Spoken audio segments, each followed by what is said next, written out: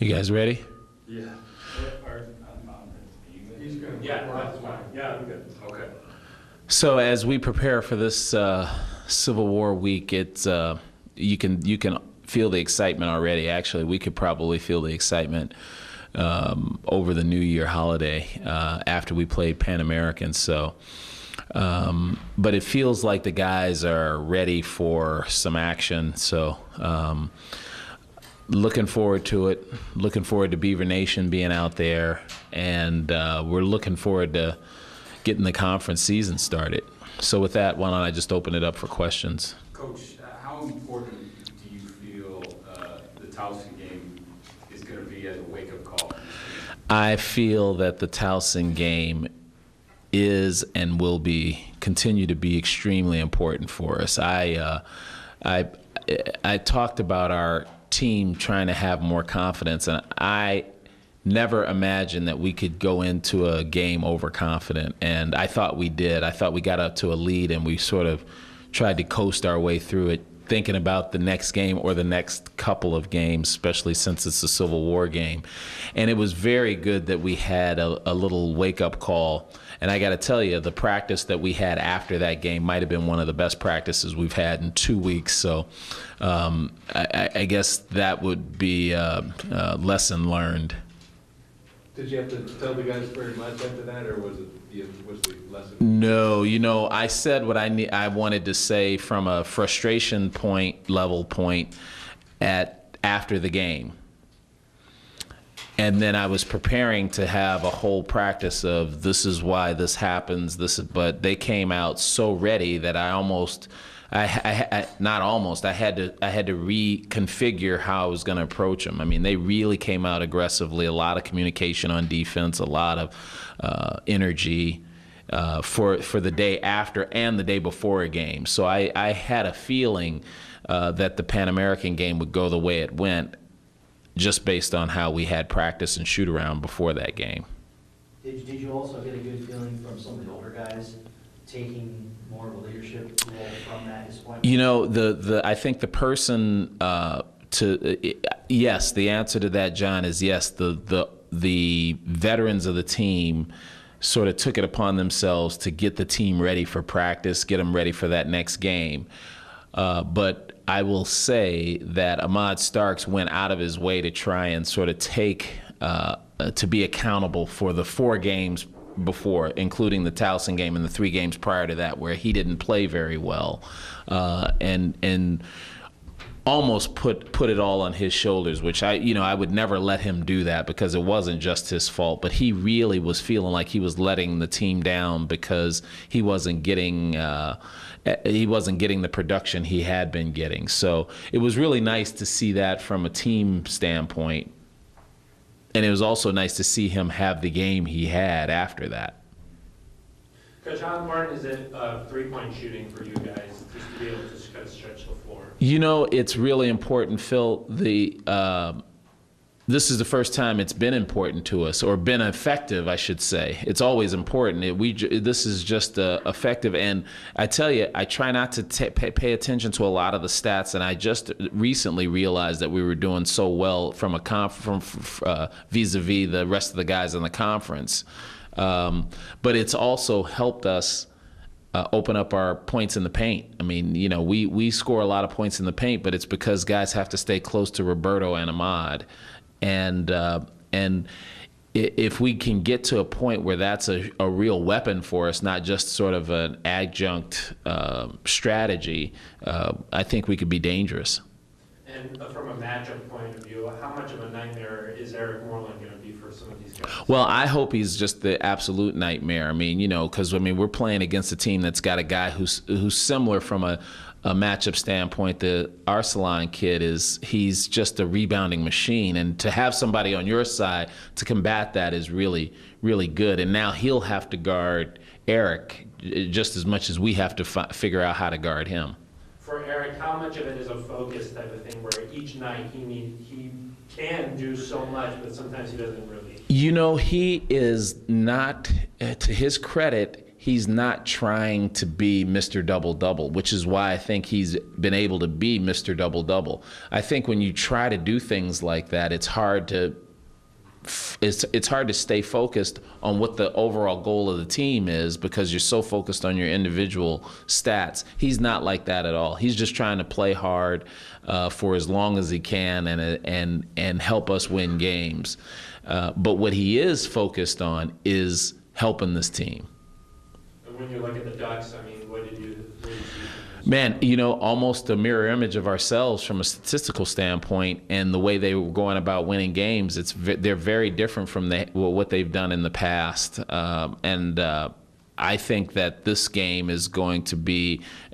It's going to come down to who can do their best at executing what they do well, which is something that Coach Altman's been very good at since he's been at Oregon, and also been he was that way at Creighton. So we're really focusing on our stuff. Let's execute our game plan. Let's execute our offense the best way possible, and then you just play. The Civil War right off the bat. Some guys said they maybe would like to have it later in the season, but it is right off the top. What about you? Doesn't matter. You have to play it anyway. I think it's great for the fans. So the only thing I would, as long as we get the same kind of student participation, because it's the night before classes, so we should. But that would be the only thing I'd say is I wouldn't want the students to miss out on such a great event for both schools. And but I don't mind playing at the first game. I don't mind playing them again the last game. I think that's a cool way of doing it too. In terms of playing in a game like this, obviously it means more a rivalry game.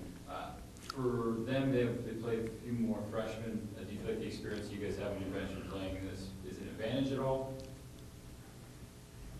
I hadn't thought of that. I hope it will be. I'm trying, and I'm pausing because I was thinking back to when I was a freshman in this league and or a freshman coach. I had no idea what that meant. So no matter how many times people told me how important that game was and what a spectacle that it is, I could not imagine it. So hopefully their freshmen won't be able to imagine it until it's too late. But I'm sure their teammates are doing a lot to get them prepared for it. So I know our guys are. Our guys are getting our freshmen prepared for it. But I tell you, man, when I first got here, I had no idea how big of a game this was throughout the state. And it really took me 2 years. That second year, I really knew it.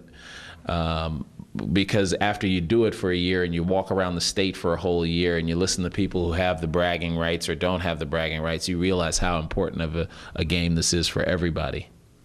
You mentioned KEZI. What else strikes you about that team? Oh, man. Even though those guards are freshmen, they're good. You can never underestimate E.J. Singler. I think he's just had a terrific career, terrific player, can do a lot of things for your team, both offensively and defensively. I think they've got great coaching.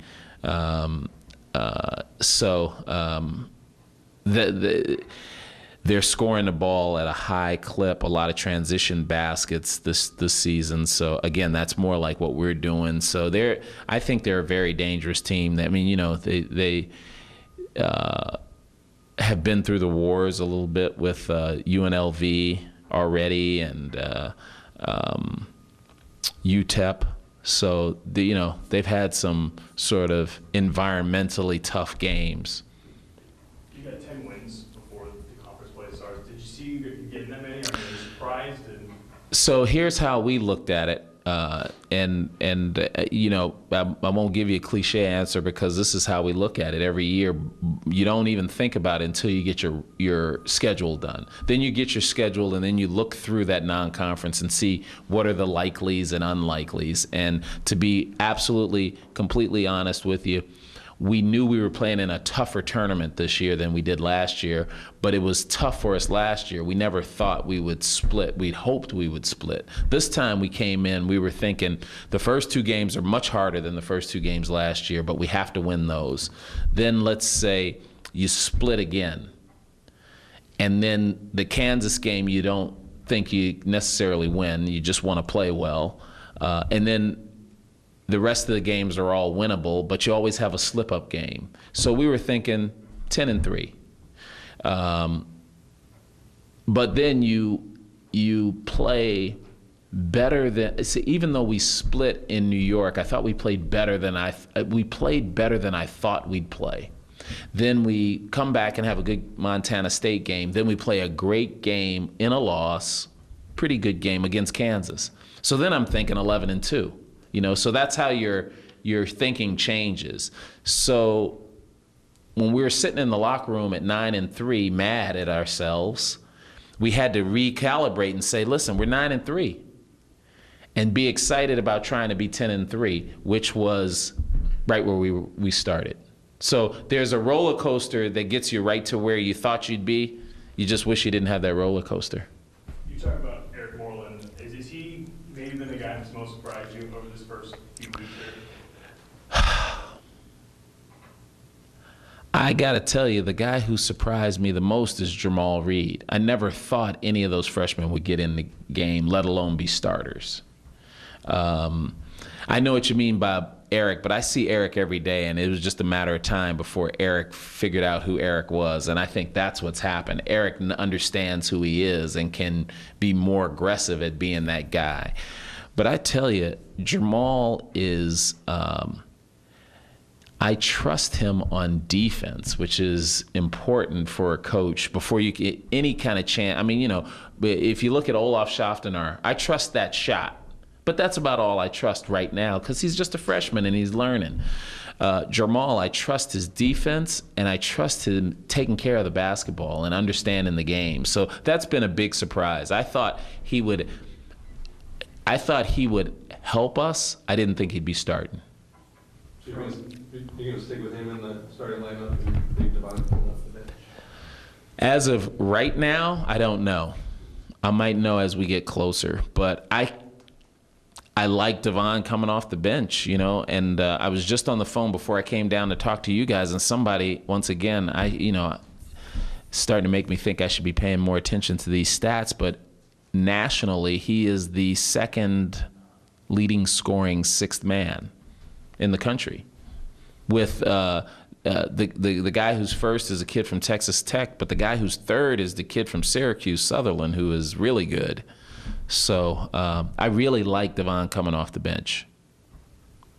Do you feel comfortable with the rotation you got going right now?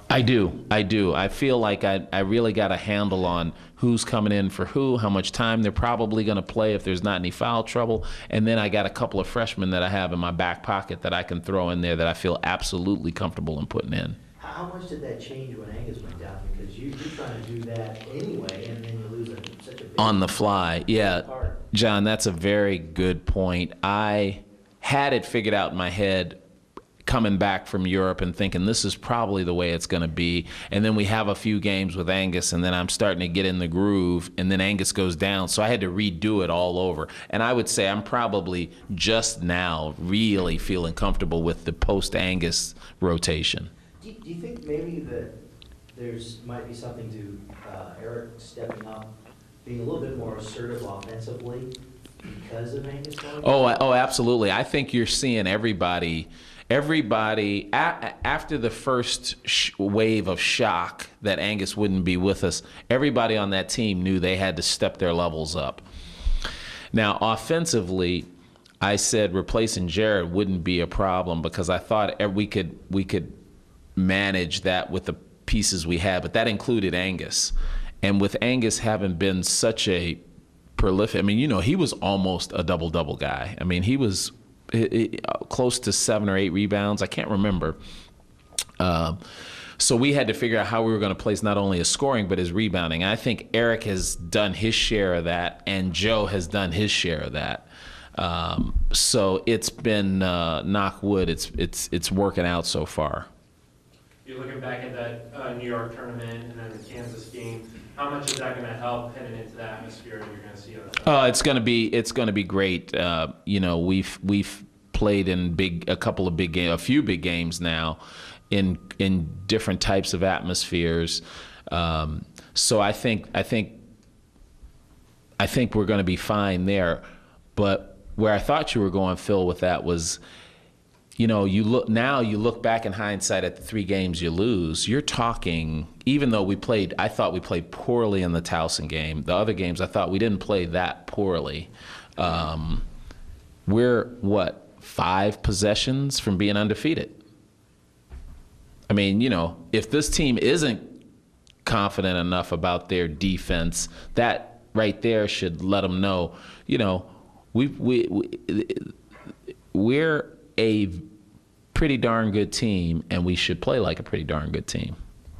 Scale of 1 to 10, where would you put your defense right now? 7. Yeah.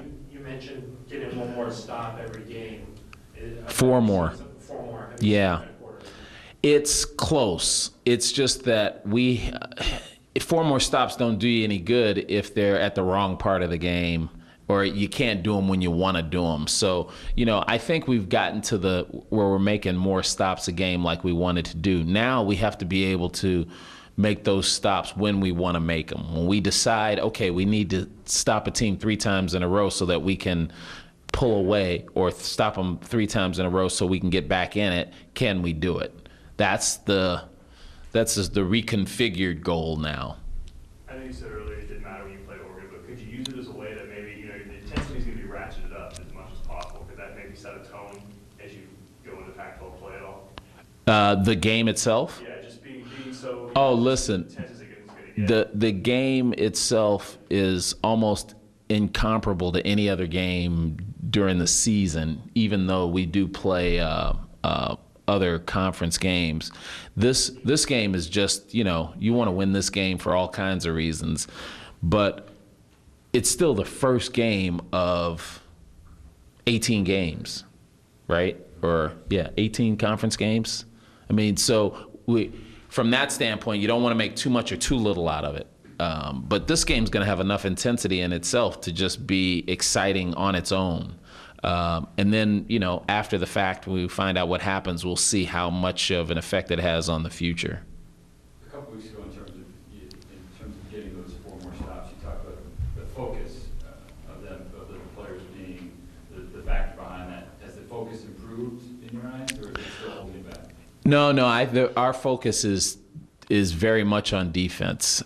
Even though I know we're such a prolific scoring team, we are always conscious of that, because it's knowing your weakness, because right now that's our weakness. And I think the guys are concentrating on communicating more. They're concentrating on their slides. They're concentrating on rebounding, all the stuff that goes into being a good defensive team.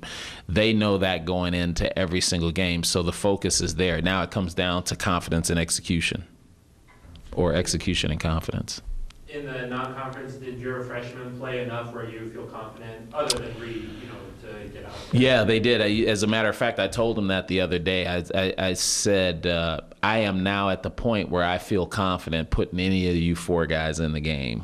Or the other 3, other than Jamal, obviously, I felt confident in putting him in. And that's a good feeling for a coach to have. And believe me, I would not have said that to him if I wasn't trying to trick him into doing something better. I really do feel that for stretches of time, I can put those guys in when we need them. At the beginning of the year, you said defense would be why they would get in. Are you more confident with those guys' offense? Oh, yeah, but the reason why I'm confident, because I know they can go in and defend. And we don't necessarily need their offense in order to win games, but we certainly will need their defense too. Any surprises on what you've seen around the rest of the conference, or do you have time to look at? Yeah, I really haven't had time to look at much. Obviously, I'm excited that Arizona is in the top 10, top 5. I was a little disappointed. I was hoping that Oregon would even be ranked, because I think the more teams we have ranked, the better it is for all of us. So I was hoping that Oregon would get ranked there toward the end of the non-conference, as well as Colorado. I was thinking those would be the 3 teams once UCLA dropped out. It's good to see UCLA playing well, and again, it's great for us because I think we're right up there with those teams. We can play with those teams. But, before this year, we would go into the conference season hoping we could play with these teams. I know we can play with them. Now we just have to execute and play with them. So that's why I'm excited to get more of those teams being better, because I think that rising tide will help all of us come the end of the season. Coach was talking to some of the players up there about New Year's resolutions. Berto said for you, he'd like for you to not yell at him as much. Do you have resolutions for your guys? Now, see, Steve, I know you're new now because you're falling into the Roberto Nelson trap. Because Roberto knows that I don't have New Year's resolutions, nor does he. So he was just pulling your leg there. But I'm glad I can yell at Roberto, because that means he's doing enough to be in the game that I can yell at him. But no, I don't have any New Year's resolutions. We just, on a daily basis, we're trying to get better at being ball players, people, every single day. So to have a New Year's resolution for that, it's a little unnecessary. No, I meant for your players as individuals, what they do on the court. Yeah, they all know what's expected of them. So we hold them accountable from now until they leave. So every day we want them to be doing all the right things. So, but this team is a team that when I'm getting on them, it's after they've gotten on themselves. They all know this is a pretty savvy basketball IQ team. It's really fun to be around these guys on a daily basis. Any update on Angus or Daniel long term? Nah, not really. Both are going well, but it's too early to get too excited about it. But Daniel's home for vacation, or not home, but he's in Idaho for vacation, so he's due back here shortly. And Angus has been here, and I've talked to both and seen Angus, and they both are in great spirits. So I think that's 2/3 of the battle right there. Has it been made official if he can get that medical, or? No, I don't think you do it until the season's over. So you can't really be official, but from our compliance office and from what I've seen around the country, when a guy, as long as he wasn't past the threshold of games, if he was past the 30% threshold, then we really would not know, and we wouldn't be confident in saying it. But I think given his where he was from a playing standpoint, the games played standpoint, and where he is academically, I think he's got a very good shot at getting that year back. Coach, is there some significance in your view, how much for Ahmad to talk to the team after the Towson game and take some accountability and responsibility, and then go out and play the way he did? I mean, how important is that? It's really important, Mike, because one of the weaknesses of this team, if I had to pick one other than the fact that we have to always be focused defensively, is that our team leadership is Angus, and he's not out there. And Ahmad stepping up as a younger player trying to do that is terrific. And these guys like each other, so they're not the types to really get on each other like a lot of teams have. So Ahmad taking responsibility and accountability for his play, or lack thereof in his mind, is a great leadership step for him, and it helps the team too. It helps them sort of come together and rally around him. And the practice that we had after he had his meeting with the team, every shot he put up, you could feel it was as if the crowd of the team was rooting for that shot to go in. So it's been amazing to see, and I think it's going to help us in the long run. Quick thought on E.J. Singler. What makes him so dangerous? Is it the shooting? Is it ability? Oh, I think it's his all-around game. He's an all-around basketball player, and he's a tough kid on top of it. So, he can shoot from outside well. He's probably shooting close to 40% three-point. He can shoot a mid-range shot. He can get to the basket. He can get to the foul line. He can get you some rebounds. It's just he's a dangerous player not to have on your team. I know the Ducks are pretty concerned about turnovers right now. Is that something that you can look at to kind of force the issue? Well, we always are trying to force turnovers, as you know. We're trying to lead the league in steals and getting people to turn the ball over. So certainly that won't change in our game plan.